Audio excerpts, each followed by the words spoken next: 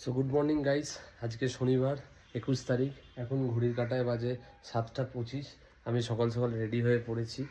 তো আমি যাব অফিস কলিগদের সাথে একটু দীঘা। এই দ্বিতীয়বারের জন্য বিয়ের পর আমি বউকে ছেড়ে যাচ্ছি দীঘা। কিন্তু বউ তো রেগে মেগে শুয়ে আছে, যাওয়ার সময় একটু কথাই বলছে না। কি গো, ওঠো। ও রাগ করেছে, কথাই বলছে না।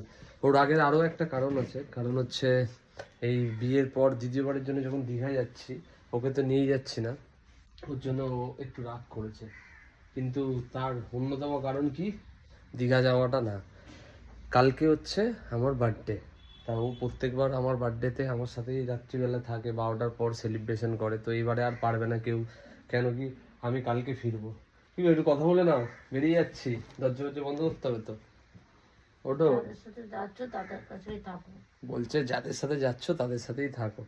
কালকে চলে আসবো তো রাত্রিবেলা সেলিব্রেশন করবে, বুঝলে। উঠছেই না, পাখা চালিয়ে দেবো, এসি বেসি চালিয়ে দরজা বন্ধ করে পালিয়ে যাবো, দেখবে এমনি উঠে যাবে। কি গো, চললাম।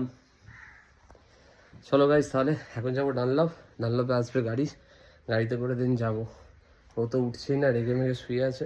চলো তাহলে, টাটা, দেখা হচ্ছে ডানলপে।